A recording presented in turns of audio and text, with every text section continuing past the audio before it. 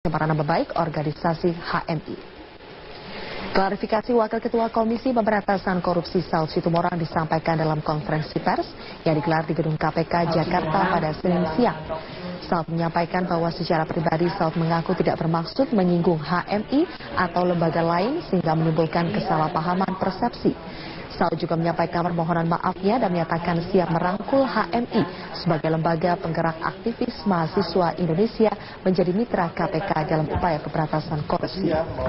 Perselisihan ini dipicu pernyataan Saud Situmorang dalam acara talk show pada tanggal 5 Mei lalu yang menyinggung HMI sebagai organisasi yang melahirkan kader korup. Harapan besar saya sebenarnya di balik pernyataan itu kan, hidup aku ini kan di mahasiswa itu dekat sama HMI gitu loh. Saya bekerja di lapangan juga di kantor saya sebelumnya itu sangat dekat dengan HMI. Harapan besar aku itu keluar di pernyataan itu, bahwa HMI sebagai lembaga besar yang harus terus berkembang, dan saya menyampaikan itu di luar alam sadar saya bahkan gitu. Jadi saya harapkan itu tidak ditindaklanjuti lebih lanjut. Saya hanya bisa mengimbau seperti itu. Setelah 2 minggu lebih, mahasiswa Islam atau HMI di beberapa kota menggelar unjuk rasa. Masa HMI menuntut Wakil Ketua KPK Saud Situmorang mundur dari jabatannya.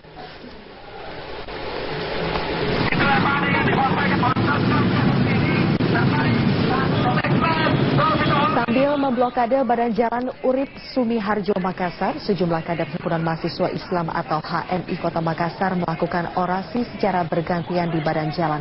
Dalam aksinya, para kader menuntut Wakil Ketua KPK Saud Situmorang segera melayangkan permintaan maaf melalui media selama 5 hari berturut-turut.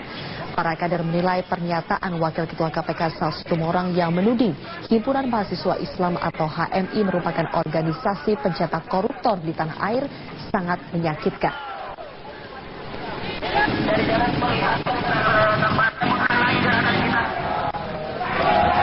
Sementara itu, aksi unjuk rasa serupa juga dilakukan kader HMI Ponorogo, Jawa Timur. Di depan kantor DPRD Kabupaten Ponorogo, aksi massa HMI mendesak pemerintah untuk meminta Wakil Ketua KPK Saud Situmorang mundur dari jabatannya.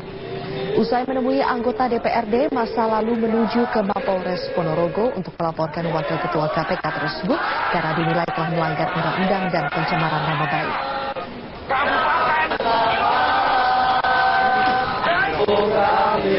Wakil Ketua Komisi Pemberantasan Aktivis Himpunan Mahasiswa mendatangi gedung KPK Jakarta. Mereka memprotes pernyataan Wakil Ketua KPK Saud Situmorang yang dianggap mendiskreditkan alumni HMI.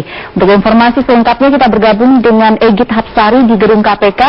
Egit, bagaimana perkembangan demo HMI di depan gedung KPK dan apakah KPK sudah merespon demo dari para aktivis ini?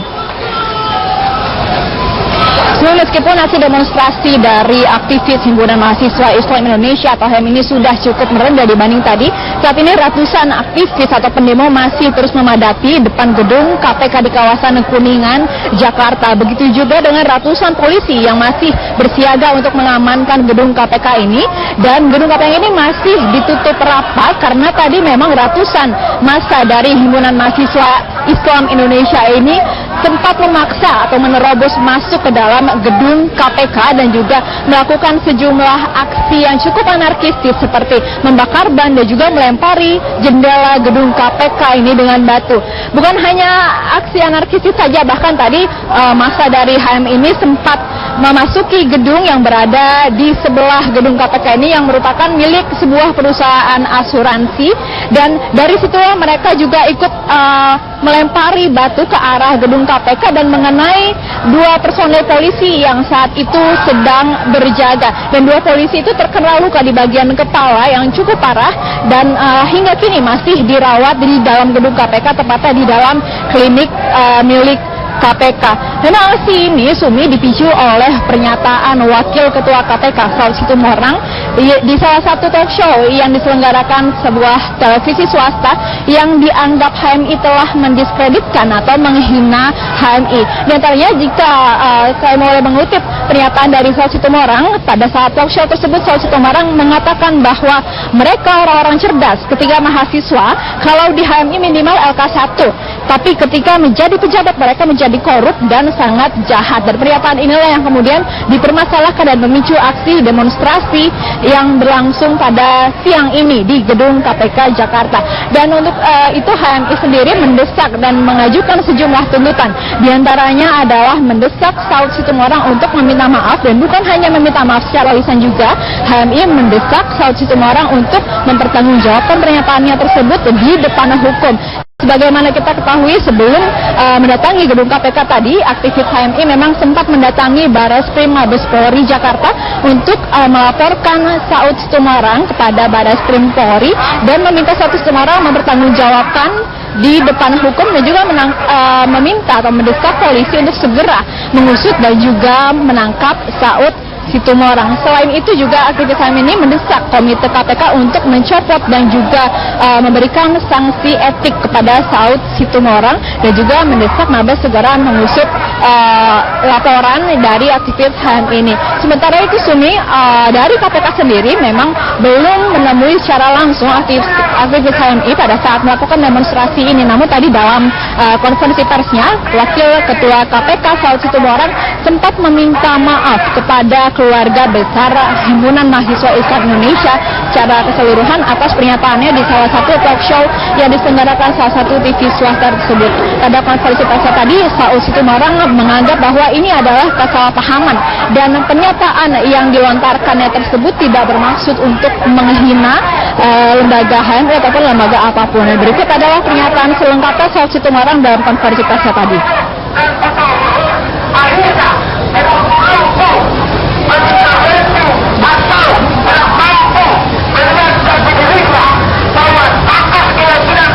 Ya, Suni, selain itu tadi juru bicara KPK Yuyu Andriati juga mengungkapkan bahwa hari ini KPK akan menindaklanjuti demonstrasi ini dengan bertemu dengan sejumlah petinggi HMI untuk menjelaskan dan juga mengakhiri kesalahpahaman antara HMI dan juga KPK. Suni. Terima kasih Kisat Sari untuk informasinya langsung dari depan gedung KPK Jakarta. Demikian headline news untuk saat ini. Headline news berikutnya akan hadir 1 jam mendatang. Sesaat lagi, Sylvia Iskandar akan bergabung bersama Anda dalam Metro Sore. Kapal perang Indonesia ke Filipina resmi diberangkatkan hari ini. Wakil Presiden Yusuf Kala turut menghadiri pelepasan ekspor kapal perang pertama kalinya dalam sejarah Indonesia. Kristina Helen akan memantau langsung dari Surabaya, Jawa Timur. Kristina Helen, bagaimana jalannya pelepasan ekspor perdana kapal perang hari ini? Sylvia, tadi memang upacara atau seremonial dari pelepasan kapal perang ekspor yang akan diekspor ke Filipina tadi dimulai sejak pukul 10 pagi tadi, dan ini sudah usai dilakukan.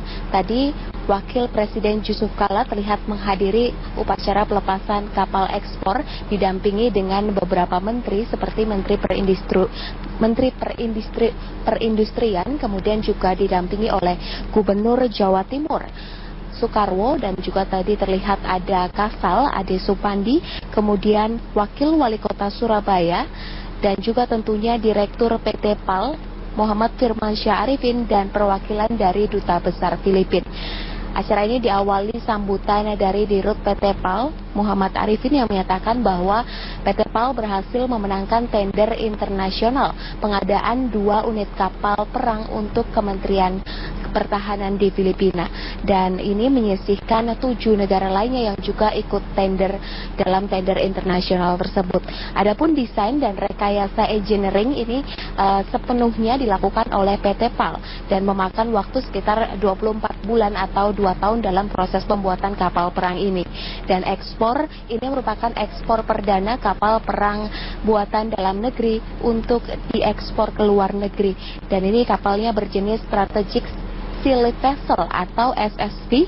Hari ini rencananya langsung diberangkatkan menuju ke Filipina, dan nanti rencananya akan ada serah terima di Filipina pada tanggal 13 Mei 2016 mendatang, dan ini memakan waktu sekitar 5 hari keberangkatan dari Indonesia Filipina. Dan tadi Wapres Yusuf Kala ini sebagai simbol memberangkatkan kapal ekspor ini tadi memotong tali dari kapal. Ini sebagai simbol kapal siap diberangkatkan ke Filipina. Dan berikut pernyataan dari Wakil Presiden Yusuf Kala.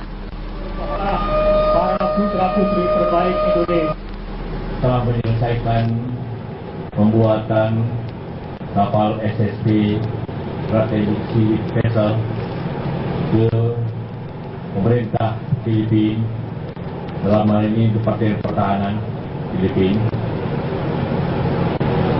Hal ini tentu memberikan kebanggaan bahwa kita dapat mengekspor kapal yang lebih baik, lebih canggih. Zilvia. Helen, apa saja spesifikasi kapal perang canggih buatan dalam negeri ini? Kapal perang buatan PT PAL asli produksi di dalam negeri ini memiliki spesifikasi diantaranya adalah lebar 123 meter, maksud kami panjang 123 meter, kemudian lebar 21,8 meter, dan juga kapal dari SSV ini bisa melaju dengan kecepatan 16 knot serta berlayar di laut lepas selama 30 hari berturut-turut. Dan kapal pesanan Kemenhan Filipina ini diberi nama BRP Tarlac LD 601 oleh Kementerian Filipina. Dan ada 2 unit kapal sebenarnya yang dipesan oleh Kemenhan Filipina, namun baru 1 unit kapal yang diselesaikan, dan menurut PT PAL, Direktur PT PAL ini, unit kapal yang kedua rencananya akan dikirimkan kembali pada September 2016 mendatang karena saat ini masih dilakukan pemasangan blok-blok kapal. Dan SSV ini atau kapal Strategic Sea Vessel ini mampu membawa 2 helikopter, kemudian juga dapat mengangkut kapal landing craft utility serta tank perang dan juga truk-truk militer. Dan ini merupakan momen yang penting dalam sejarah kapal dunia perkapalan di Indonesia, karena ini merupakan pertama kali Indonesia mengekspor kapal perang ke luar negeri. Dalam hal ini adalah Kementerian Filipina.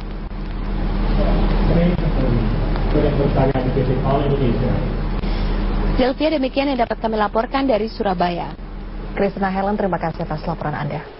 Kita ke informasi selanjutnya. Ini sudah mulai terlihat, dan kendaraan ataupun antrian kendaraan ini sudah mencapai lebih dari 500 meter yang mengarah ke Jakarta dan didominasi oleh kendaraan-kendaraan pribadi. Namun ada juga di sini kendaraan yang seperti bus-bus pariwisata ataupun juga bus antar kota ini juga sudah mulai terlihat mengantri di gerbang tol Cikarang Utama yang menuju ke arah Jakarta. Dan berikut juga merupakan pantauan udara, dan di sisi sebelah kiri ini merupakan kendaraan yang akan menuju ke arah Jakarta, sedangkan sisi kanan ini terlihat lebih lengang, merupakan kendaraan yang akan menuju ke arah Cikampek. Dan informasi yang kami peroleh dari Kepala Gerbang Tol Cikarang yang menyampaikan bahwa sejak pukul 21.00 tadi malam sampai dengan pukul 6 tadi pagi ini sudah ada sebanyak 16.300 kendaraan yang menuju ke arah Cikampek,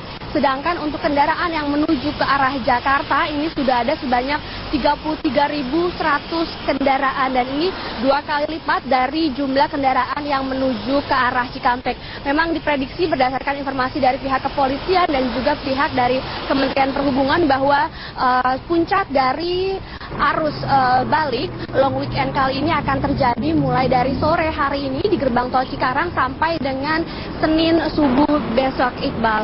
Dan informasi yang kami peroleh juga ini terjadi peningkatan kendaraan sebesar 10% dari hari-hari biasanya selama libur long weekend kali ini. Dan dalam hal ini juga pihak Jasa Marga di Cikarang Utama ini membuka sebanyak 21 gardu tol. Dengan rincian ada di Cikarang Utama 2 ada sebanyak 7 gardu, sedangkan di Cikarang Utama 3 ada 14 gardu. Dan memang Cikarang Utama 2 ini merupakan ataupun untuk mobil-mobil golongan 1 ataupun mobil-mobil kecil, sedangkan di Cikarang Utama 3 ini untuk semua golongan. Dan termasuk di dalam 21 gardu tol tersebut ini ada 4 GTO ataupun gardu tol otomatis yang dalam musim libur kali ini juga bisa dilakukan pembayaran tunai, sehingga para pengendara ini juga bisa melakukan pembayaran secara tunai untuk masuk ke GTO ataupun gardu tol otomatis. Ya, Iqbal. Ya, jelang puncak arus balik ini titik mana saja yang perlu diwaspadai para pengendara, Aulia? Ya, Iqbal, adapun titik-titik seperti di rest area ini harus dihindari oleh para pengendara. Seperti pengendara yang berasal dari Purbalenyi ini sebaiknya menghindari titik-titik seperti di kilometer 62, 52 dan juga kilometer 42, di mana di titik tersebut merupakan rest area yang biasanya banyak sekali kendaraan yang keluar masuk dan juga banyak juga kendaraan yang memberhentikan kendaraannya di bahu jalan sehingga memperparah kemacetan. Dan untuk jika terjadi kemacetan cukup parah di beberapa titik, pihak kepolisian bersama dengan Jasa Marga ini akan memberlakukan sistem kontraflow, namun ini sifatnya situasional ataupun melihat kondisi di lapangan. Dan menurut keterangan dari pihak kepolisian, biasanya sistem kontraflow ini dibuka pada di kilometer 62 sehingga 2 kilometer sebelum rest area seperti halnya di kilometer 59 ini kendaraan sudah mulai dialihkan untuk keluar ataupun kontraflow dan nantinya akan kembali diarahkan ke gerbang tol Cikarang Utama. Dan adapun juga di gerbang tol Cikarang Utama ini jika terjadi kepadatan lebih dari 2 km, maka kendaraan ini akan dialihkan untuk keluar dari gerbang tol Cikarang Barat ataupun juga Lemah Abang. Untuk selanjutnya nanti kendaraan akan kembali masuk ke gerbang tol Cikarang Utama. Untuk sementara, Iqbal, informasi yang dapat kami sampaikan, kembali ke Anda di studio. Baik, Aulia, kita beralih